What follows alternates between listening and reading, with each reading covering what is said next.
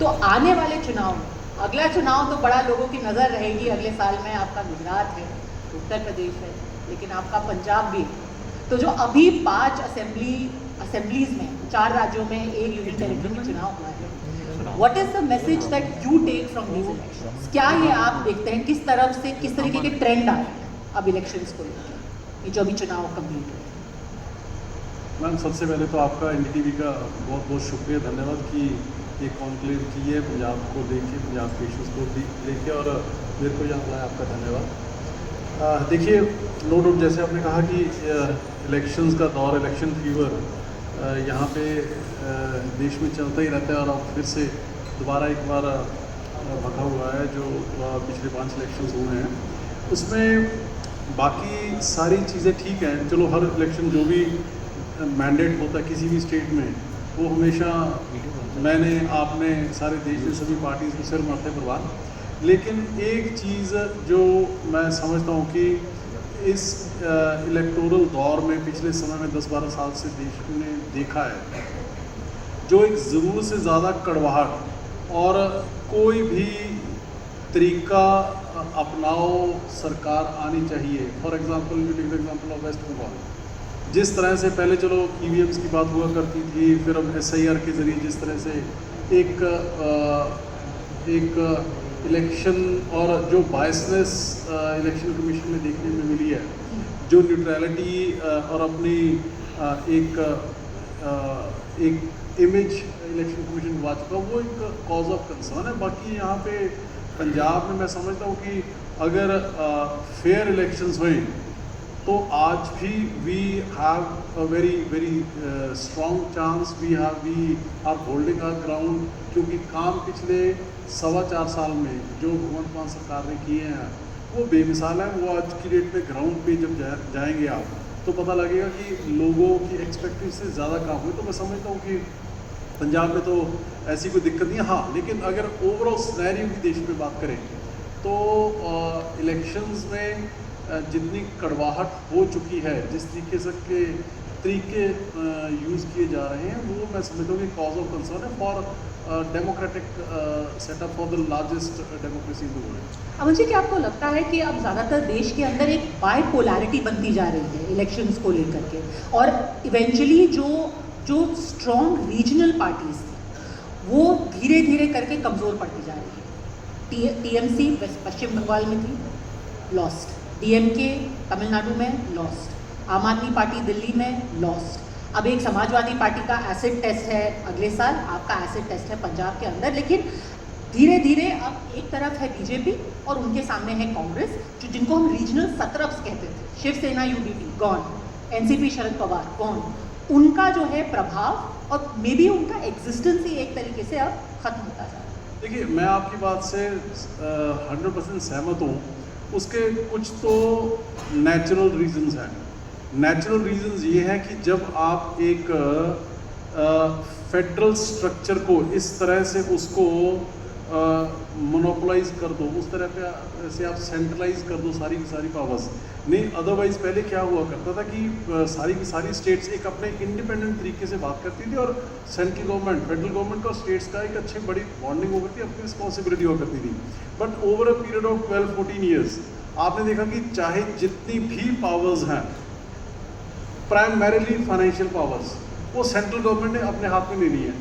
जब आप स्टेट्स के पास कोई पावर्स ही नहीं छोड़ोगे, जब आप स्टेट्स के पास उनके फाइनेंसेस ही नहीं छोड़ोगे, तो डेफिनेटली वो टिल्ट कहीं ना कहीं वो फेडरल गवर्नमेंट की तरफ या उस पार्टी की तरफ जो फेडरल गवर्नमेंट चला रही है, सेंट्रल गवर्नमेंट चला रही है, उसकी तरफ होते जाना था। ये जो इन्होंने एक इंस्टीट्यूशनलाइज कर दिया मॉडल ऑफ गवर्नेंस, एक तो उसकी वजह से है। दूसरा, आज की डेट में जितनी छोटी जो पार्टीज़ हैं, रीजनल पार्टीज जो हैं, डेफिनेटली वो जब इतनी बड़ी आज की डेट में अगर आप बीजेपी के जितने, वैसे अपने आप को दूसरों पे ये लोग उंगली उठाते हैं, लेकिन सबसे अमीर पार्टी बन चुका है, हर सारे के सारे रिसोर्सेज को कंट्रोल करने वाली पार्टी बन चुका है, तो वैसे में कहीं ना कहीं छोटी रीजनल पार्टीज़ को उसमें लड़ने में दिक्कत आती है। लेकिन saying all that does not mean कि सारी की सारी जो साइकी है या सारे का सारा सेंटिमेंट उस स्टेट के लोगों का बीजेपी की तरफ चला जाता है। फॉर दैट मैटर अगर कहीं बीजेपी आ रही है तो कहीं नई पार्टियां भी उभर के आ रही हैं। आज से 10 साल पहले आम आदमी पार्टी उभर के आ गई, आज तमिलनाडु में टीवी के उभर के आ रही है। सो मेरे कहने का मतलब ये है कि वो लोग इस चीज़ को हैंडल मैनेज तो सिस्टमेटिकली बहुत अच्छे से कर देते हैं, लेकिन ओवरऑल अगर देखा जाए तो मेरे हिसाब से जो एक उन्होंने सिस्टम बना रखा है that is not good for the system. But it's not just the BJP. For example, in Punjab, the Congress is very confident कि अब देखिए देश भर के अंदर या तो बीजेपी होगी या कांग्रेस होगी, और पंजाब के अंदर अब देखिए रीजनल पार्टी कमजोर पड़ रही है तो हम आपको खत्म करके कांग्रेस की सरकार बनने वाली है। वो तो फुल जोश में है कि देखिए केरला में सरकार बना ली, हमने तमिलनाडु में अपनी गठबंधन की सरकार बना ली, अगला पंजाब।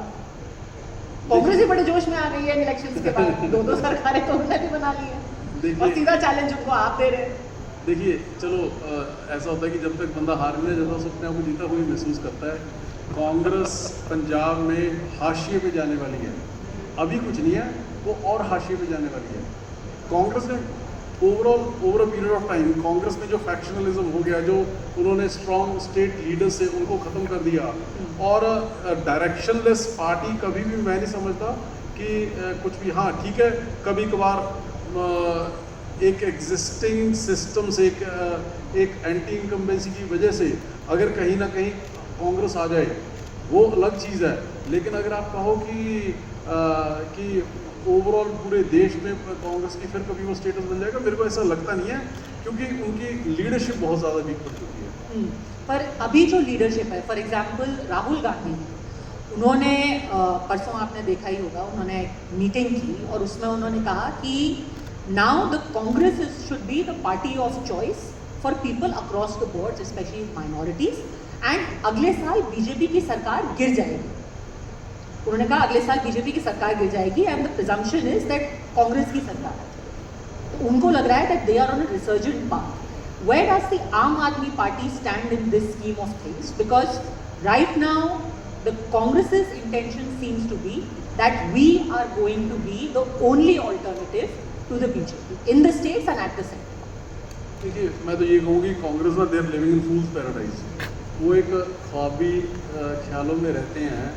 हाँ बन सकता था अगर बीजेपी से जान देश छुड़ा सकता था, अगर जो इंडिया अलायंस बना था अगर उसमें कांग्रेस ने एक अच्छी भूमिका निभाई होती। आज की डेट में मेरे को नहीं लगता कि कांग्रेस अकेले इस पोजीशन में है कि वो भारतीय जनता पार्टी से लड़ सके। जब यहाँ पे आग लगी होती है, जब इलेक्शन चल रही होती है तो इनके लीडर्स बाहर घूमने के लिए चले जाते हैं। सो मेरे कहने का मतलब ये है कि कांग्रेस आज की तारीख में इस पोजीशन में नहीं है कि वो, हाँ अगर ऐसी बयानबाजी भी राहुल गांधी या कोई और नहीं करेगा तो जो उनको 4 वोट्स की स्टेटमेंट डालती है तो वो भी नहीं पड़ेंगी।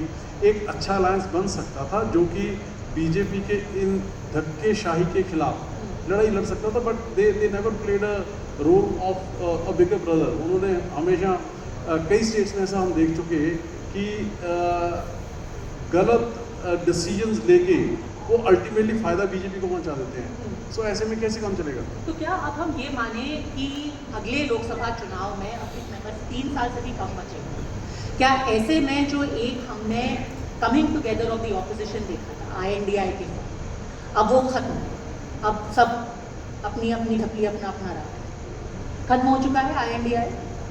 नहीं, अब मेरे ख्याल से तो बचे कुछ नहीं है। जब कांग्रेस सबको इकट्ठे नहीं रख पाई, जब सारे की सारी पार्टीज जो हैं वो इकट्ठी हुई थी, तो ये सबसे बड़ा रोल तो कांग्रेस का ही जिम्मेवारी बनती थी। क्योंकि वो आपसे नाराज है। उन्होंने कहा है कि देखिए सोनिया जी गई थी रामलीला मैदान जब अरविंद जी को जेल हुई थी, तो उन्होंने आपका साथ दिया, राहुल गांधी साथ खड़े रहे, लेकिन we were backstabbed in Delhi by the same Aam Aadmi Party. We backed them and they backstabbed us. That is their angle with Aam Aadmi. ऐसा कुछ नहीं, वो तो नाच ना जाने आंगन टेढ़ा उनका वो काम हुआ पड़ा है।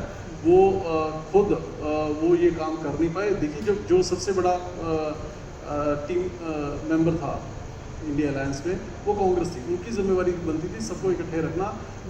मेरे ख्याल से उन्होंने सिंसेरिटी के साथ, ईमानदारी के साथ नहीं अपने जो जो साथी पार्टियां थी उनका रोल निभाया। अमर, मुझे ये बताइए कि अब जब आप अगले 5 महीने देखते हैं, एक तो एक आपका लिटमस टेस्ट कल ही होने वाला है क्योंकि आपके यहाँ पर लोकल बॉडी इलेक्शंस होने वाले हैं. A lot of people are looking at it very closely because the BJP seems to think that they have got the momentum. In these elections, they are at least hoping that they get Abohar, seats like Pathankot. They've got hopes from those areas. Also, they think that right now the wind is changing. Anti-incumbency will be there against the Aam Aadmi Party and the Congress is weakened. How do you plan to buck this trend? जो ये trend दिखाई दे रहा है कि राज्य दर राज्य जो है बीजेपी का एक लहर किस्म की चल रही है. Why do you think Punjab will buck this trend? देखिए, ऐसा है कि आप हिस्टोरिकली देखिए, जब बीजेपी और अकाली दल इकट्ठे था तब भी कभी भी पंजाब में 60-62 से ज़्यादा सीट्स नहीं